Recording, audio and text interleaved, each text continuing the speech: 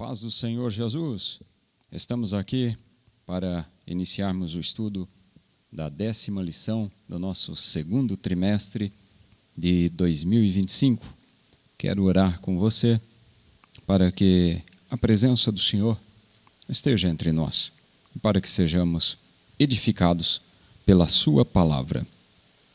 Senhor, nosso Deus e Pai, em o nome de Jesus Cristo, estamos aqui neste momento para falarmos um pouquinho acerca da Tua Palavra, para meditarmos nela, para pedirmos sobre nós a bênção do Senhor, a presença gloriosa do Espírito Santo.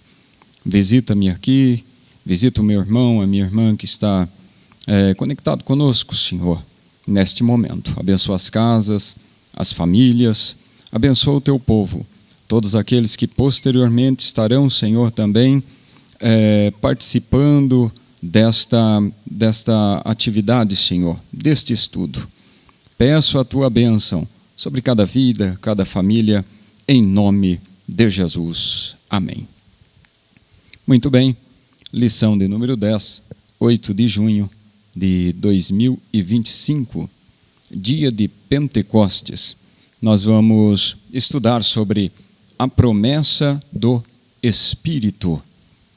Mediante esse texto, nós temos algo glorioso. A palavra-chave de hoje é Espírito. Vamos falar bastante sobre esta presença tão magnífica e tão importante para a vida da igreja, para a vida do ser humano e para toda a natureza, né? Tão importante e faz parte dela desde os tempos remotos. A promessa do Espírito. O texto áureo da lição está registrado lá no Evangelho de João, no capítulo 20, versículo 22. E, havendo dito isso, assoprou sobre eles e disse-lhes: recebei o Espírito Santo. Na sequência, temos a verdade prática. A promessa do Pai não se restringe a um grupo particular ou a um período específico, mas inclui todos aqueles que se arrependem e creem no Evangelho. Então, esta promessa gloriosa do Espírito abrange e inclui todos aqueles que se arrependem e creem no Evangelho. A leitura bíblica em classe, registrada no Evangelho de João, que, por sinal, é o Evangelho que traça aqui para nós, durante esse trimestre todo, acerca de Jesus, o Verbo que se fez carne, habitou entre nós, né, sob a ótica do evangelista João, o apóstolo do amor, né? Então, hoje estaremos meditando, dando uma ênfase maior no capítulo 20, mas também fazendo referência ao capítulo 14 e ao capítulo 16. Lá em João, então, 14, 2 versículos. 4 versículos, 16, 17, 18 e 26. Depois, Evangelho de João, capítulo 16, mais 3 versículos. E Evangelho de João, capítulo 20, outros 2 versículos para finalizar a leitura bíblica em classe. Estarei lendo-a. E eu rogarei ao Pai, e Ele vos dará outro Consolador, para que fique convosco para sempre. O Espírito da verdade, que o mundo não pode receber, porque não o vê, nem o conhece, mas vós o conheceis, porque habita convosco e estará em vós, né?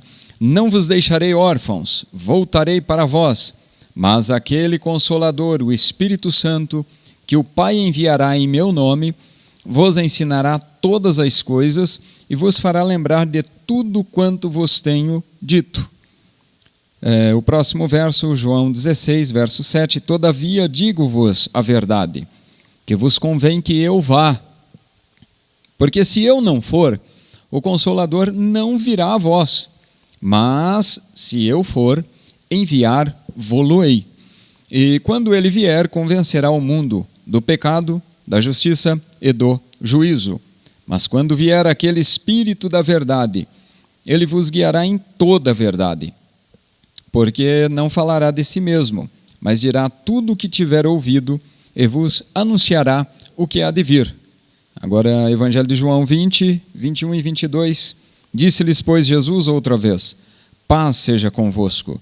Assim como o Pai me enviou, também eu vos envio a vós. E, havendo dito isso, assoprou sobre eles e disse-lhes: recebei o Espírito Santo. Amém. Com base nessa leitura bíblica, em classe, nós vamos aqui discorrer um pouquinho sobre algumas leituras, são as leituras diárias, apenas farei menção dos títulos que as encabeça, começando em João, no capítulo 14 mesmo, que nós já lemos aqui, Jesus dando uma garantia maravilhosa. Que garantia é essa? Que o Consolador, o Espírito Santo, será enviado. Depois, na sequência, nós temos o apóstolo Paulo fazendo referência, lá em 1 Coríntios, no capítulo 6, dizendo que o Espírito Santo habita em nós, e é Ele que nos purifica, né? Aqui vem o processo da santificação, nos purificando a cada dia, né? Sem a qual, sem essa purificação ou sem essa santificação, ninguém verá o Senhor. Depois nós temos outra referência em Romanos, carta de Paulo também aos Romanos, capítulo 8, a capacidade vivificante do Espírito Santo. O Espírito Santo é o que transmite vida, e vida com abundância, vida verdadeira. Depois, escrevendo aos Gálatas, no capítulo 5, versos 16 a 18, ou 16 a 22, Paulo menciona a respeito do caráter de Cristo, que é moldado em nós através do Espírito Santo. Então, o Espírito Santo molda em nós o caráter de Cristo. Depois, em Atos, no capítulo 1, nós vemos ali, logo no início, até o 8º versículo, a promessa de receber poder através do Espírito Santo. A promessa vem ali para, de fato, se cumprir dali uns dias, né? E finalizando, Atos no capítulo 2, aí sim acontece o verdadeiro derramamento, o maravilhoso derramamento do Espírito Santo no dia de Pentecostes, né? Dia 8 de junho é comemorado o dia de Pentecostes. Pentecostes, ela vem de uma palavra grega, né? E significa quinquagésimo. Quinquagésimo o quê? 50 o quê? 50 dias após a Páscoa, né? Então, acontece a Páscoa dos judeus, né? E daí também concomitante a Páscoa cristã. Depois de 50 dias, no 50º dia, os judeus celebram a festa da colheita, no dia de Pentecostes, né? Então, Pentecostes vem de penta, de 50, né? 50 dias depois de transcorrida, de passada a Páscoa, vem essa festa que é a festa da colheita, a festa da colheita de grãos, trigo, cevada, né? Que os judeus comemoram anualmente, é uma das festas muito importantes para o judaísmo, assim como é também a festa da Páscoa, né? E para nós também cristãos, temos aí a festa da Páscoa, né? A passagem de Jesus, e depois de 50 dias vem a festa de Pentecostes, né? É por isso que um grande ramo das igrejas evangélicas são chamadas aí de pentecostais, né? Por causa da efusão do Espírito Santo, a ênfase que damos à presença do Espírito Santo através da manifestação daquela evidência física do batismo com o Espírito Santo, que é o falar em línguas, né? Então, as igrejas evangélicas pentecostais traz esse nome pentecostal exatamente por causa do dia de Pentecostes, onde nesse dia, durante a festa da colheita, ou a festa de Pentecostes, né, o Espírito Santo se manifesta lá em Israel, né, lá em Jerusalém, mais precisamente, e batiza ali os nossos irmãos da igreja primitiva, e eles são cheios de poder, né, poder para levar a palavra, para levar Jesus, para evangelizar Jerusalém, toda a Judéia, Samaria e até os confins da terra. Chegou até nós esta bendita e poderosa palavra. Fazendo referência ao Espírito ou ao Espírito Santo, nós temos aqui, desde o Antigo Testamento, várias menções do Pai, né? Deus falando, desde o livro do Gênesis, né? Lá no Gênesis, logo no capítulo 1, nós vemos já no princípio, criou Deus os céus e a terra era sem forma e vazia, e havia trevas sobre a face do abismo, e o Espírito de Deus se movia sobre a face das águas. Então já vemos aqui, de imediato, né? Logo no segundo verso, a manifestação do Espírito de Deus, ou o Espírito Santo. E aí vemos outras menções, quero só frisar os versos, né? Onde estão registrados, em Juízes, no capítulo 6, versículo 34, depois nós vemos em Isaías, no capítulo 63, verso 10, vemos também em Ezequiel, profeta Ezequiel, capítulo 11, verso 5, depois temos também a referência no livro dos Salmos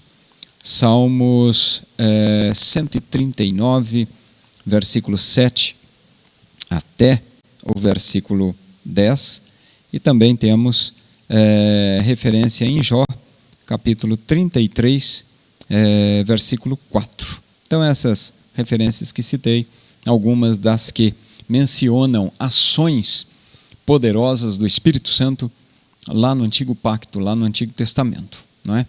Nós temos no nosso livro a Declaração de Fé das Assembleias de Deus, a partir da página 67, né?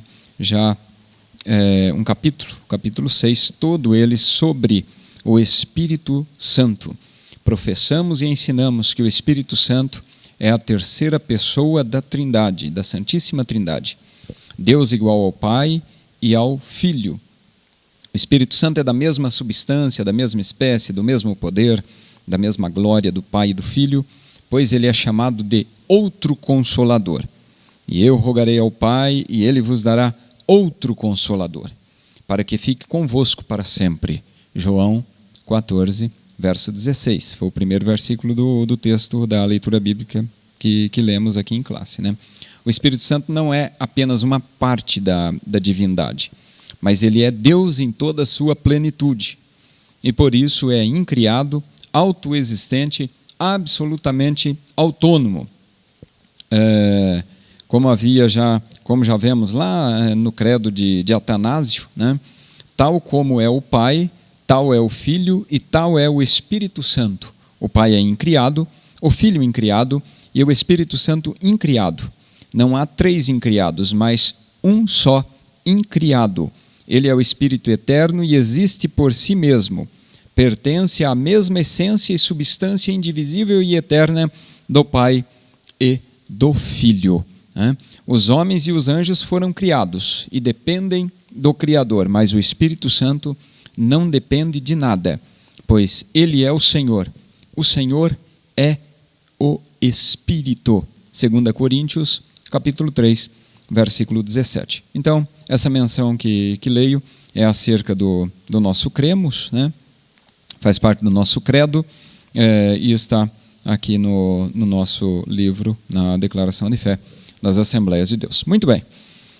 Falando um pouquinho, então, acerca do nosso estudo específico de hoje, vamos adentrar na introdução. A introdução, nós estaremos meditando aqui,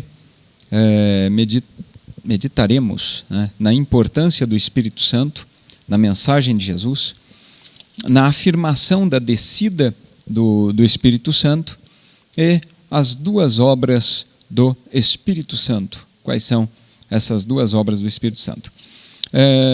Falando especificamente da promessa, né, quando pegamos o título aqui, promessa do Espírito, uma promessa feita pelo Pai, né? Fiquei meditando e pensando um pouquinho acerca disso. Uma promessa feita pelo Pai. O Pai prometeu. O Filho ratificou à promessa que o Pai havia feito, né? E depois, na sequência, o próprio Espírito Santo vem e manifesta a promessa. Então, o Pai promete, o Filho ratifica e o Espírito Santo manifesta aquela promessa que o Pai havia feito e o Filho havia ratificado. Então, vemos aqui as três pessoas da Trindade se manifestando de forma poderosa, de forma maravilhosa, e esta grande promessa de Deus se cumprindo. Porque o que Deus promete, Ele cumpre, e cumpre de forma maravilhosa, não é? Vamos analisar então dois momentos aqui muito significativos. Jesus afirma, Jesus garante, Jesus é bem enfático ao dizer para os discípulos que eles receberiam o Espírito Santo que há de vir sobre vós, né? Jesus deixa muito claro para eles: vocês vão receber, vocês não ficarão sozinhos, vocês não ficarão órfãos, não ficarão abandonados, vocês terão alguém que estará com vocês todos os dias, até a consumação dos séculos. E Jesus fala isso exatamente acerca do Espírito Santo, né? Jesus disse que é necessário que eu vá, para que ele venha. Se eu não for, ele não virá. Mas, se eu for, né, eu indo, ele virá a vós, porque eu vou enviá-lo. Eu vou rogar ao Pai, e ele será enviado. Que tremendo, né? Então, diante desta promessa tão gloriosa que Jesus faz, os discípulos ficam crentes de que isso realmente aconteceria, e eles ficam aguardando.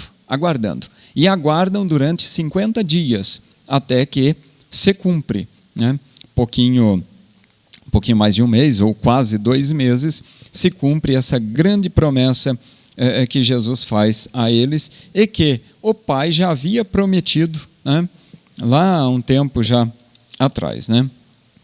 Ali na época da deportação, quando Jerusalém é destruída, por volta ali do ano 586 a.C., então nós vemos que esta promessa Deus faz, né, e quase 600 anos depois ela se cumpre de maneira íntegra, né, de maneira peculiar e de repente, né, conforme diz nos o texto sagrado. De repente o Espírito Santo veio sobre eles e eles foram cheios. Glória a Jesus. Então vamos analisar essas duas situações. Jesus afirma aos discípulos que eles receberão o Espírito Santo, né? O Espírito Santo adentraria primeiro na vida deles como pecadores para fazer uma obra de regeneração, né? E na sequência o Espírito Santo daria para eles uma capacitação, uma capacidade tremenda. Quando falamos em regeneração, sendo uma das obras do Espírito Santo, né, das duas obras do Espírito Santo, falamos em conversão realmente, em relação ao pecador, porque o Espírito Santo é aquele que convence o homem do pecado, do juízo e da justiça, né? Ele faz esses 3 convencimentos: pecado, justiça e, por último, juízo, né? Então, primeiro é o pecador, depois ele é justificado e depois vem a questão do juízo, não é? A sequência. Em seguida, estabeleceremos aqui uma ligação entre essa visão regeneradora da promessa do Espírito Santo e a visão capacitadora do Espírito Santo. Então, primeiro ele regenera, depois ele capacita, e nós encontramos isso no livro de Atos de uma forma bem clara. Muito bem. O próximo, ou o primeiro tópico, nos diz respeito à promessa do Pai. O Pai prometeu, né? E nós vamos aqui estudar ou meditar no como foi que o Pai prometeu enviar o Espírito Santo. Já vamos começar citando Mateus 24, 35, onde nós temos uma declaração muito clara e objetiva, né, do próprio Jesus, quando ele nos fala que pode passar o que for, mas o que ele prometeu não passa. O céu e a terra passarão, mas as minhas palavras não hão de passar. Jesus fala aqui de forma bem categórica, como Deus, né? Como alguém realmente enviado por Deus, como sendo Deus, né? Muito embora aqui ainda estava na sua condição de terreno, de homem, 100% homem, mas também 100% Deus, né? Jesus deixa de forma bem clara, pode passar, o céu e a terra realmente passarão, mas as minhas palavras não. As minhas palavras não hão de passar. Então, o que eu estou prometendo vai cumprir. O que o Pai prometeu vai cumprir. Glória a Jesus. O que Deus falou está falado, está dito, né? Deus disse, está dito, e ponto final. E quando Deus fala, já lá atrás, né, há 5 séculos atrás, ou quase 6 séculos, né, quase 600 anos antes, através do profeta Joel, de que enviaria o seu Espírito, não é? Ele estava fazendo uma promessa. É interessante, quando observamos em detalhe esse versículo, nós não vemos naquele momento o povo orando, clamando, pedindo a presença do Espírito Santo, mas vemos Deus fazendo uma promessa, né? E quando Deus faz a promessa, então pode escrever que vai se cumprir. As promessas de Deus na tua vida, na minha vida, na nossa vida, se cumprem diariamente. Tem o seu tempo, tem a sua hora. Deus poderia fazer assim como ele fez no dia de Pentecoste, já podia ter feito antes se ele quisesse, mas não pode, porque tem a plenitude dos tempos. Na plenitude dos tempos Jesus veio. E Jesus passou aqui o tempo necessário para o mundo ser advertido, ensinado e orientado por ele. Jesus vem e faz os seus 3 anos de ministério. Jesus é morto e Jesus é ressuscitado, né? Conforme aqui mencionamos ou estudamos em João 20, né? Na ressurreição de Jesus. Jesus é ressuscitado. Aí depois vem dia após dia. Naquele primeiro domingo da ressurreição, os discípulos já estão tristes. Os discípulos já estão decepcionados. Os discípulos já estão abatidos. Já estão se sentindo órfãos.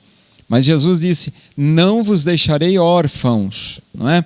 Quando a gente medita também acerca do que aconteceu na sexta-feira, Jesus estava com eles até aquela sexta-feira, aquela difícil sexta-feira, né? Aí Jesus é crucificado no finalzinho da tarde.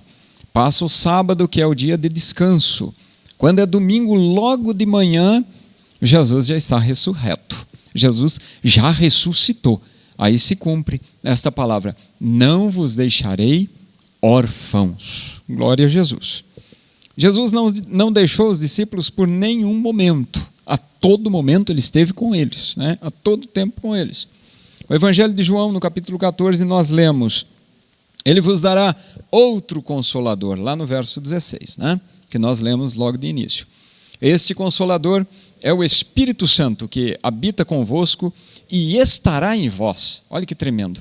Ele habita em vocês e estará em vocês. Aí nós vemos escrito no livro dos Atos Apóstolos que nós somos templos desse Espírito. Por isso, ele precisa habitar dentro de nós.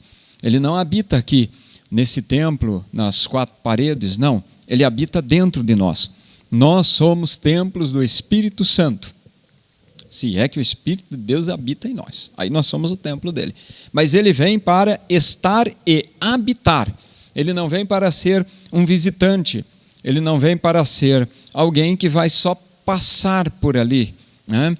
Ele não vem para ser apenas um hóspede, não. Ele vem para habitar, para morar, para estar todo dia conosco, para se cumprir a palavra de Jesus. Estarei convosco todos os dias até a consumação dos séculos. Outra promessa.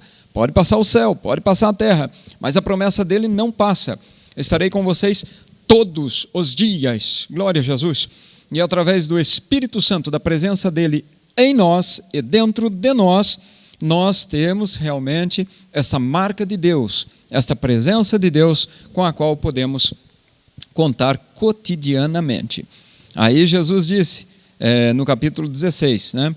Quando o Consolador chegar, ele convencerá o mundo, lá no versículo 8, né, do pecado, da justiça e do juízo, evidenciando aqui a atuação regeneradora, transformadora do Espírito Santo na vida do homem, na vida do ser humano, não é?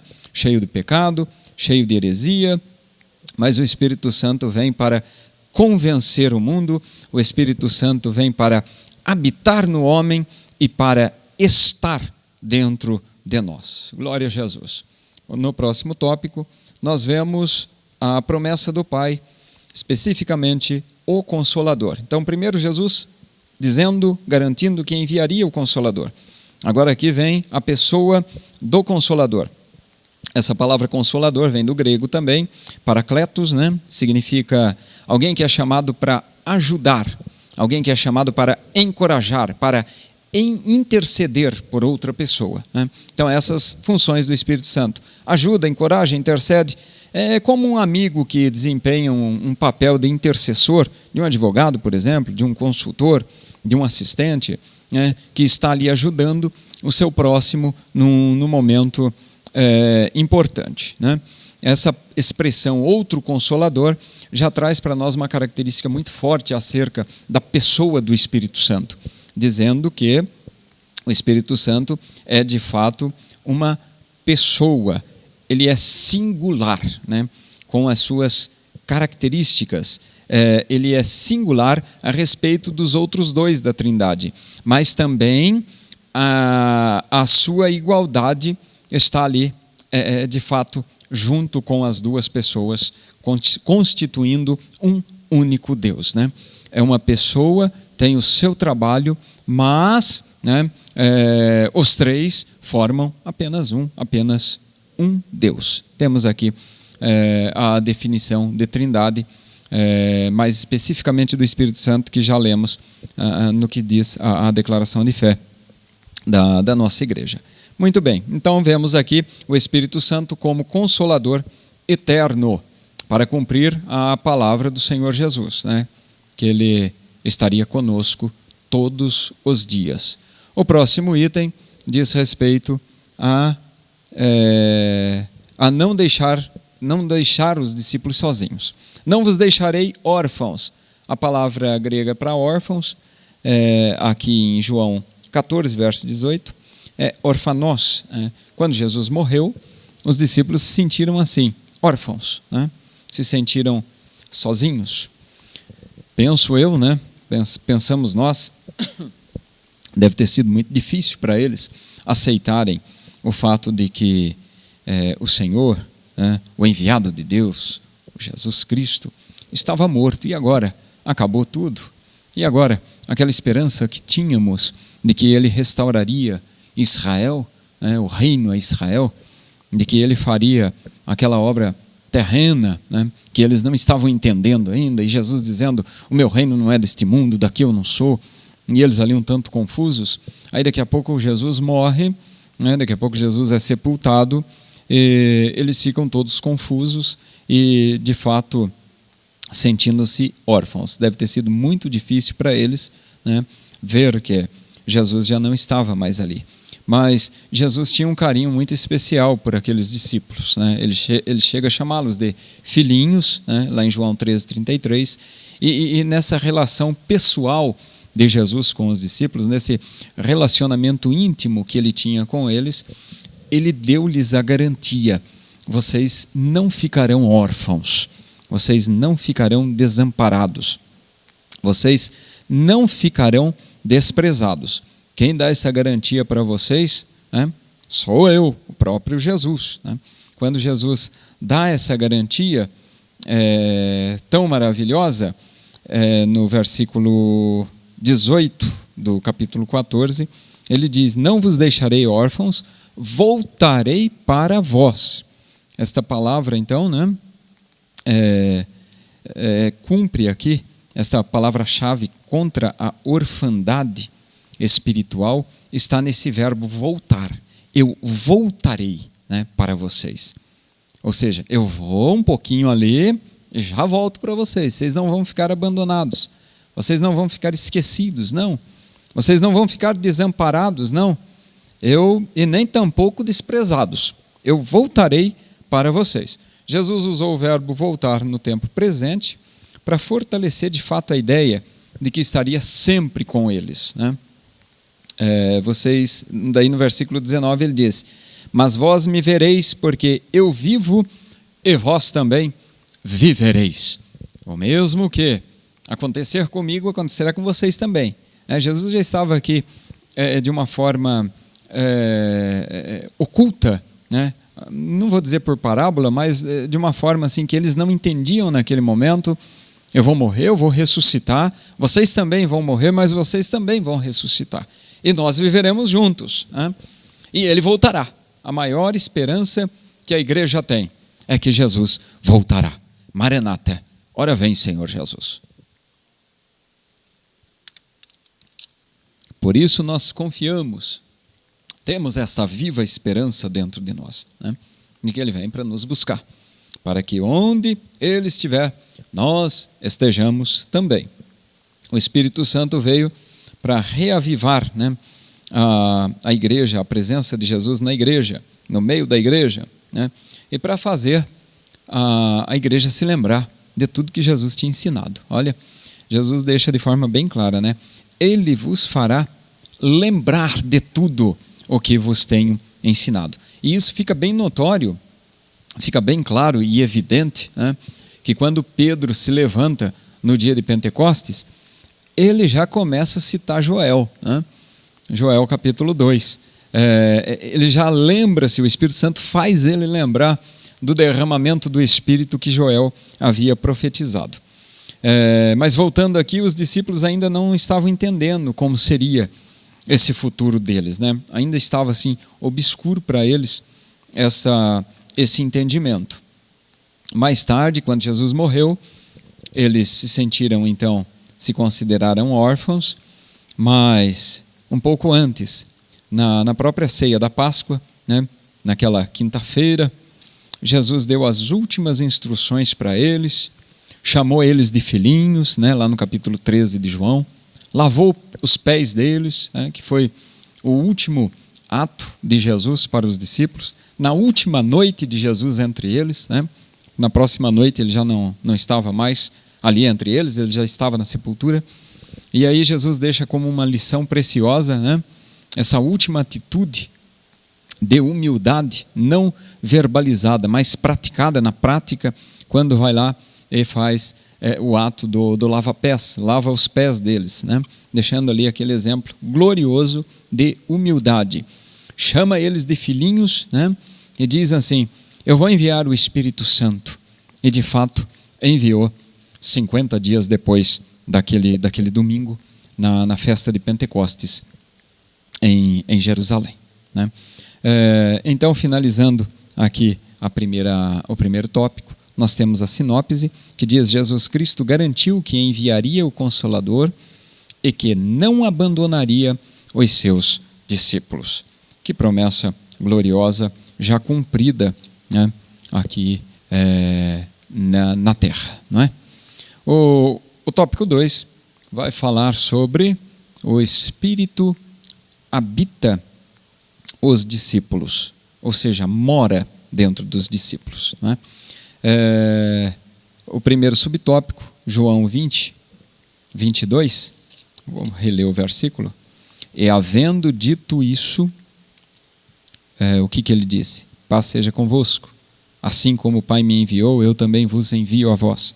E havendo dito isso, assoprou sobre eles e disse-lhes: recebei o Espírito Santo. Então Jesus assopra sobre os discípulos, né, e profere essas palavras: recebei o Espírito Santo. Esse texto, né, essa passagem, fica assim de forma gloriosa, porque Jesus, ele fala isso de imediato. Eles estão assim perplexos ainda, eles estão um tanto assustados, porque eles estão ali reunidos naquela casa, né, com as portas fechadas, com medo dos judeus, não sabiam o que viria pela frente, e daqui a pouco estão ali os discípulos, e Jesus adentra no meio deles com porta fechada, né? Desafiando até o medo deles, a fé deles, e mostrando que já estava se cumprindo ali uma etapa da sua promessa, a promessa da ressurreição. Jesus aparece ressuscitado e glorificado. Glória a Jesus. Quando Jesus adentra, dá a paz para eles, cumprimenta eles com um shalom, com a paz, assopra sobre eles e disse-lhes, né, recebei o Espírito Santo, né? Quando Jesus menciona assim, eles ficam alegres. Imagino a reação, né, daqueles discípulos diante de tanto medo que eles estavam passando, mas agora estão vendo Jesus ressuscitado e glorificado na frente deles, ali junto com eles, né, falando com eles, como nós, quando nos reunimos, estamos vendo, podemos apalpar, pegar na mão, não é? Jesus chega desta forma, com um corpo glorificado, né? E assim se concretiza já uma etapa. E aí, quando Jesus assopra sobre eles, o Espírito Santo vem sobre os discípulos, eles são regenerados. Opa, a partir de agora, já passaram na escola do aprendizado, já estiveram 3 anos com Jesus, mas ainda não entendiam muitas coisas, mas a partir deste domingo as coisas serão diferentes. A partir deste momento, as coisas mudarão, né, no âmbito espiritual. Abre-se aqui os olhos espirituais deles. Eles recebem o Espírito Santo. Eles recebem aqui a regeneração, né? Eles recebem aqui aquilo que o Espírito Santo continua fazendo até hoje em nosso meio, né? Convencendo o pecador, convencendo o homem, a mulher, a respeito do pecado, da justiça e do juízo. Pecado, justiça e juízo. Aí o Espírito Santo vem sobre os nossos irmãos, vem sobre os discípulos naquele momento ali tão glorioso, né? E eles ficam já diferentes. Eles já passam a ter aqui uma amplitude acerca do mistério da ressurreição. Ele ressuscitou mesmo, olha o que ele falou, né? Aí eles começam a conjecturar entre eles, né? Até que os 2 discípulos, ou o casal que ia ali pelo caminho de Emaús, recebem a presença de Jesus e só vão perceber que é Jesus quando chegam lá em casa, no momento do partir do pão e da oração. Aí voltam alegres, né, para anunciar, nós vimos o Senhor, olha que maravilha. Aí Jesus já começa a aparecer no seu corpo glorificado, depois de ressuscitado. O próximo tópico vai falar, ou subtópico, vai falar para nós sobre qual o sentido de assoprou sobre eles o Espírito. Esse assoprar aqui, né, gera um número grande de interpretações, né, diversas interpretações. Nós temos aqui uma referência bem específica da qual nós seguimos na Bíblia de Estudo Pentecostal. Ela traz uma observação significativa aqui, bem profunda, acerca desse versículo. Essa palavra assoprar, né, infusão no grego, né, ela aparece também na versão da Bíblia grega, ou na versão grega da Bíblia, a Septuaginta, né, lá no Gênesis capítulo 2, versículo 7, no sentido de fôlego de vida, de transmitir vida, de trazer vida. E no livro de Ezequiel também, no livro do profeta Ezequiel 37, verso 9, quando naquele vale de ossos secos, né, vem aqui a expressão assoprar sobre os mortos para que vivam, ou seja, no sentido mesmo de trazer vida. E Jesus vem de fato ali assoprar para trazer vida. Que vida? Vida espiritual para aqueles discípulos, para de fato fazer uma obra regeneradora na vida deles, né? Muito embora eles tinham passado pela escola do aprendizado, mas ainda muitas coisas estavam ocultas para eles, né? Trouxe então, a partir daquele momento, daquele sopro de Jesus trouxe para os discípulos uma nova vida, ou um novo sentido, uma regeneração, né? Uma obra espiritual já acontecida antes do dia de Pentecostes, né? Então, os 11 discípulos tiveram esse privilégio de receber já uma regeneração, né? Primeiro que outros irmãos, primeiro que outras pessoas que buscaram e receberam de fato num segundo momento, receberam depois, né? Os discípulos, era claro, como, vamos dizer assim, como linha de frente, precisavam receber primeiramente esta regeneração. Esse episódio então acontece antes do dia de Pentecostes, ou seja, já na sequência da Páscoa, né? Ali praticamente 48 dias ou 47 dias, 48 dias antes da festa de Pentecostes. Em João 20, 22, quando Jesus diz aqui, recebei o Espírito Santo, essa expressão surge como uma consequência da menção assoprou sobre eles, né? Jesus assopra e eles recebem. O Espírito Santo passa a habitar nos discípulos a partir daquele momento. Então, esse episódio aí glorioso acontecido faz com que eles sejam regenerados. Aqueles discípulos são, neste momento, regenerados, recebem ali uma nova vida, né? E passam a ser, então, uma nova criação, né? Eles são agora governados, habitados e vivificados pelo Espírito Santo. Podemos ver várias referências, né? Gálatas 5:16, Paulo fala a respeito, depois Romanos 8, verso 9.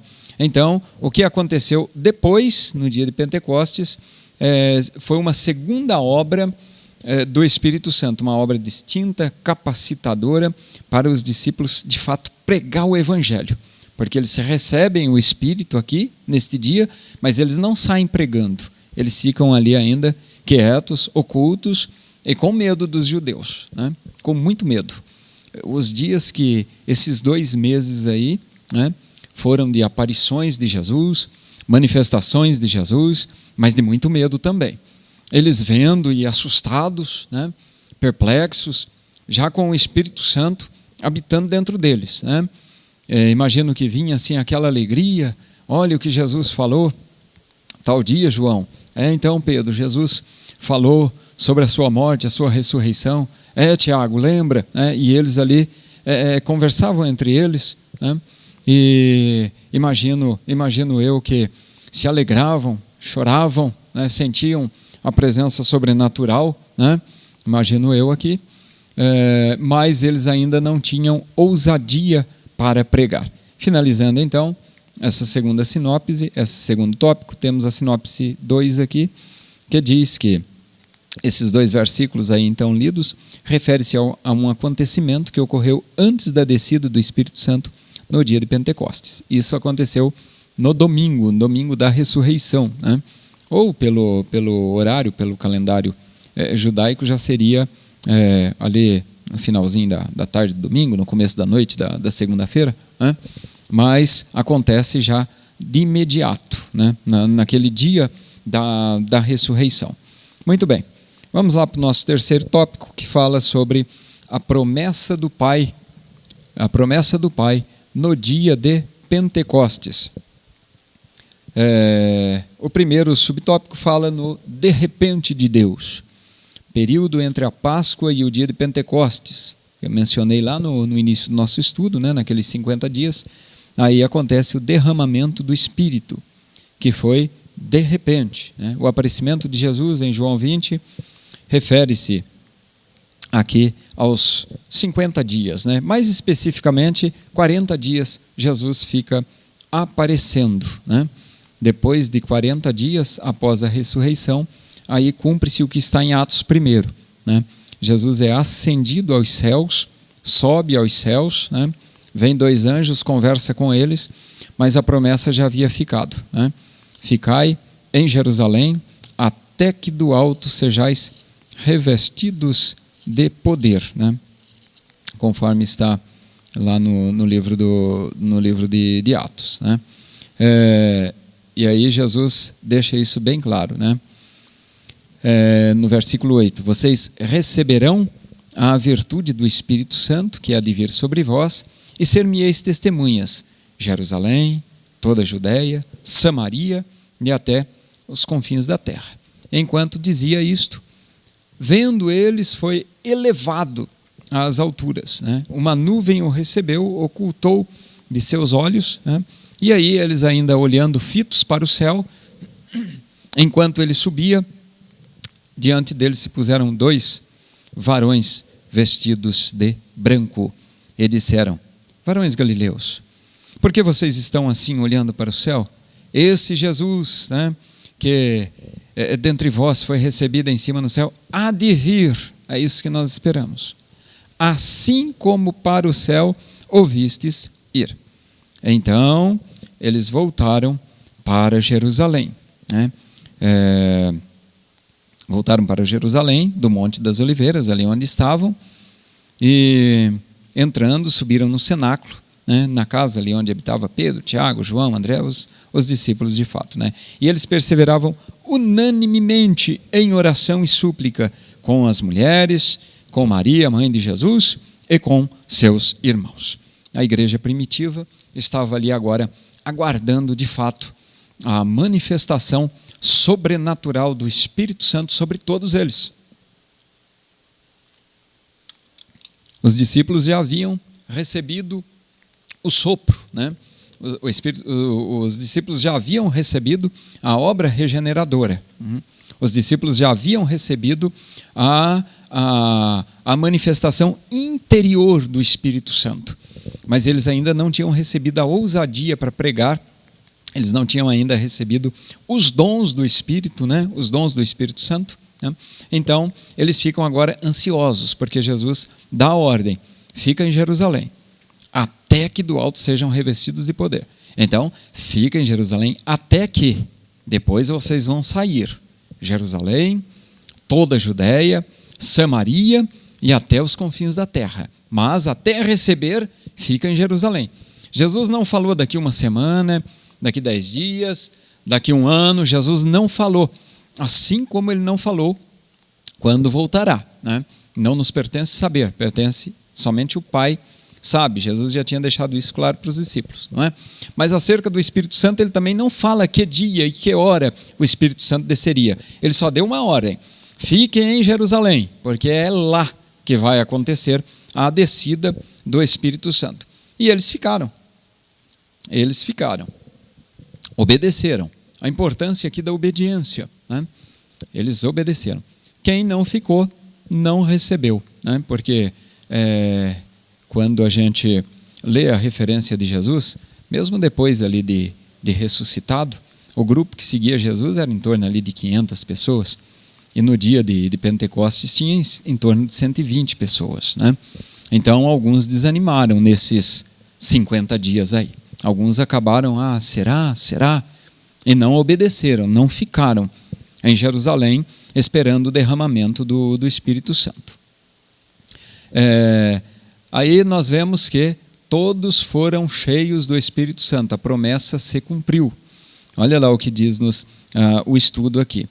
Primeiro ocorre a regeneração, depois ocorre essa transformação, né? Depois de ocorrer essa transformação, essa regeneração, acontece o encher do Espírito. O Espírito vem e é derramado, ou o derramamento do Espírito. Nós somos cheios, revestidos de poder. Aí com este poder, sim, os discípulos têm ousadia para pregar, para anunciar, para transmitir Jesus para outras pessoas, né? Para os demais judeus. Todos foram cheios do Espírito Santo. Primeiro, então, regeneração. E depois, para quem daí já está regenerado, vem esse fato da pessoa, do derramamento do Espírito, revestimento de poder. Cheios do Espírito Santo e revestidos do poder de Deus para testemunhar, para transmitir, para pregar o Evangelho. Vamos lá para o próximo tópico, ou subtópico, o terceiro, que nos faz referência a começar a falar em outras línguas, a manifestação das línguas. O batismo com o Espírito Santo constitui uma experiência profunda na vida desses discípulos já regenerados em Cristo, né? E essa experiência não se limitou ali só ao dia de Pentecostes, não. Foi contínua, perpétua na vida deles. A gente vê que ao longo daí dos dias, né, dos meses e dos anos, esses discípulos, com esse revestimento, com este poder que eles têm, eles começam a fazer obras tão grandes quanto as que Jesus fazia, e se cumpre aquilo que Jesus falou: farão obras maiores ainda do que essas que eu faço, né? Nós vemos aquelas manifestações que aconteceram na época de Jesus, aqueles milagres que aconteceram, agora sendo contínuo, diário, na igreja primitiva. E por onde eles iam ou por onde eles saíam, né, que o evangelho era pregado, aconteciam milagres, sinais, maravilhas. Esses sinais seguirão aos que creem em meu nome, expulsarão demônios, falarão novas línguas. Aí começa a se cumprir de fato o que nós vemos registrado ali no evangelho de São Marcos, né? Jesus, de forma sobrenatural, começa a operar agora no meio dos seus, né? Começa a operar de forma sobrenatural, através da ação tremenda e gloriosa do Espírito Santo.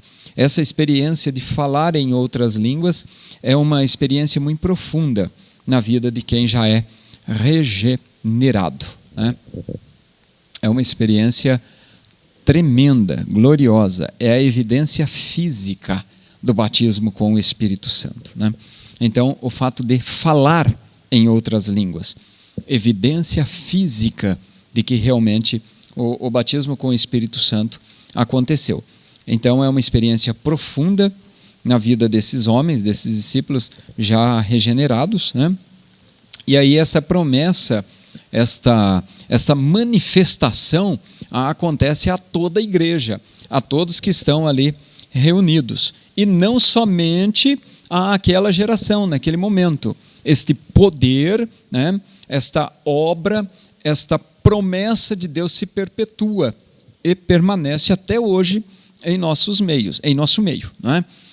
Até a volta de Cristo. Apesar de algumas pessoas ainda compreenderem ou entenderem que algumas pessoas que estavam ali, ao ouvirem os discípulos falando, estamos ouvindo falar no nosso próprio idioma, estamos ouvindo falar na nossa própria língua, mesmo eles entendendo, né, pessoas ali de diversas regiões diferentes, né, conforme nós vemos aqui no capítulo 2 de Atos, cumprindo-se o dia de Pentecostes, ou seja, 50 dias depois da Páscoa, né, no dia que começa ali a festa das colheitas, estavam os irmãos reunidos no mesmo lugar, conforme eles já estavam fazendo antes, né, conforme Jesus já tinha determinado 10 dias antes para eles, quando ele ascende ao céu, né, depois de 40 dias de ressuscitado. Estavam no mesmo lugar, de repente, veio do céu um som, como de um vento veemente e impetuoso, e encheu toda a casa em que estavam assentados. E quando esse vento, quando esse som, né, vem um som, como de um vento veemente e impetuoso, e enche toda a casa, aquelas pessoas começam a ver sobre os nossos irmãos línguas repartidas, como que de fogo, pousando sobre cada um deles, né? Então, se tinha ali um grupo de 120 irmãos, 120 línguas de fogo repartidas sobre cada um deles. E todos foram cheios do Espírito Santo, né? E começaram a falar em outras línguas, conforme o Espírito Santo concedia que falassem. Em Jerusalém estavam habitando, ou estava visitando ou estava ali em razão da festa, pessoas, judeus, varões religiosos de todas as nações, de todas. E correndo aquela voz, ajuntou-se uma multidão, e a multidão ficou confusa, nos diz o versículo 6. Porque cada um os ouvia falar na sua própria língua. Glória a Jesus. E todos ficaram pasmados e maravilhados, e um olhava para o outro e dizia: não são por acaso galileus todos esses homens que estão falando? Como que nós estamos ouvindo falar na nossa própria língua, em que somos nascidos, nosso nascimento, nossa naturalidade? Pardos, medas, elamitas, Mesopotâmia, Judéia, Capadócia, Ponto, Ásia, Frígia, Panfilha, Egito, Líbia, forasteiros romanos, cretenses, árabes. Olha quanta gente, todos ouvindo falar na sua própria língua. Falar o quê? Falar das grandezas de Deus. Então, mesmo que aquelas pessoas de outras nacionalidades estavam ali, ouvindo falar na sua própria língua, os irmãos que falavam não sabiam o que estavam falando, porque era o Espírito Santo que estava repartindo a cada um o que eles deveriam falar.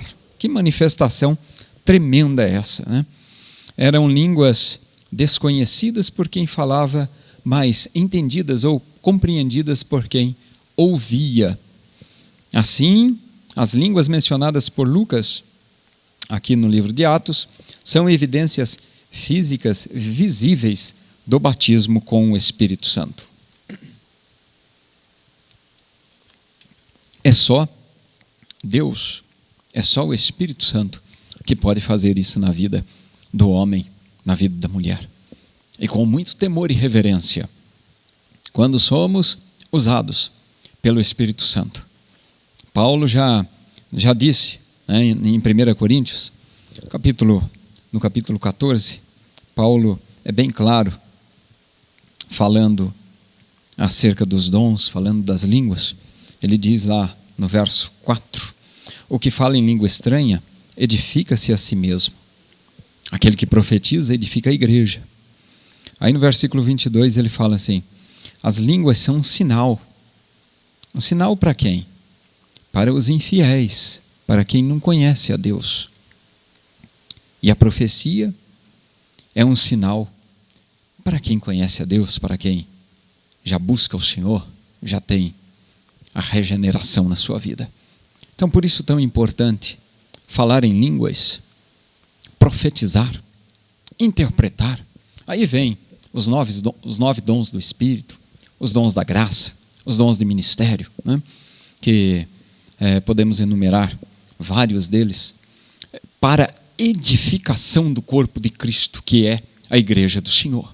Nós, como membros desta igreja, deste corpo glorioso, vamos cada um fazendo a nossa parte e o Espírito Santo completando a obra, porque é Ele quem faz todas as coisas, é Ele quem opera todas as coisas, é Ele que tem todo o poder, e nós somos extremamente dependentes dEle. Esta promessa se cumpriu de forma tão gloriosa, predita por Joel, lá no capítulo 2, versículos 23 até o versículo 30, nós vemos a promessa se cumprindo aqui, neste dia de Pentecostes.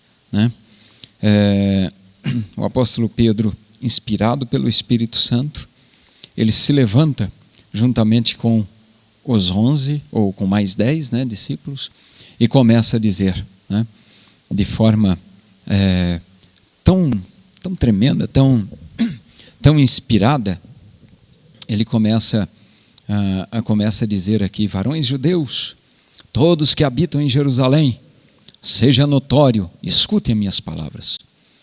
Estes homens não estão embriagados, como vocês estão pensando, sendo agora 9h da manhã. Mas isso está se cumprindo o que o profeta Joel profetizou.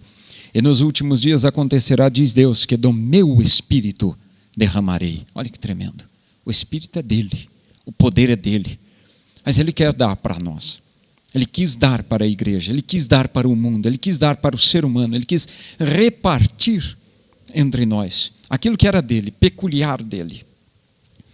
Derramarei do meu espírito sobre toda a carne. Vossos filhos e filhas profetizarão, vossos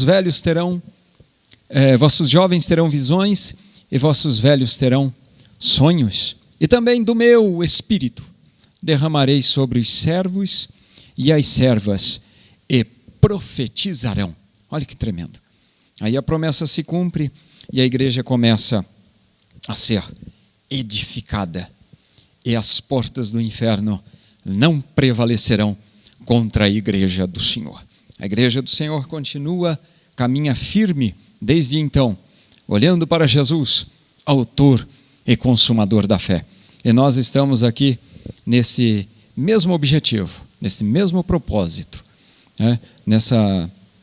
nesse mesmo trabalho, porque a promessa do Pai aconteceu. A promessa que o Pai fez de derramar o Espírito aconteceu no dia de Pentecostes. E continua ainda acontecendo, se concretizando nos nossos dias e perpetuando até aquele grande dia. Chegando à conclusão do nosso estudo, dizemos que esta promessa dada pelo Pai, aleluias, ratificada por Jesus e manifestada pelo Espírito Santo, ela também se manifesta na vida do pecador, regenerando o pecador. E ela também se manifesta na vida do salvo, batizando-o, dando-lhe dons. E o dom de línguas é um deles. Que Deus te abençoe de forma poderosa e maravilhosa, para que os dons do Espírito Santo perpetuem na sua vida e você seja a cada dia edificado para a glória de Deus até aquele grande dia. Você é nosso convidado para participar do culto também, e hoje à noite, em todas as nossas congregações, logo mais às 18h30. Quero orar por você e pedir que o Espírito Santo continue na sua vida, na sua casa, no seu trabalho, para que possamos fazer a diferença para Deus enquanto estamos aqui. Senhor nosso Deus, em o nome de Jesus Cristo, ao finalizarmos esse estudo acerca do derramamento do Espírito, acontecido lá no dia de Pentecostes em Jerusalém, perpetuado até nossos dias hoje, Senhor, depois de 2 milênios, te damos graças, porque sabemos que o Senhor continua na igreja, cumprindo a promessa de que não nos deixaria. Não vos deixarei nem vos desampararei. Estarei convosco todos os dias até a consumação dos séculos. Senhor, pela presença do Teu Espírito, continua na vida do meu irmão e da minha irmã.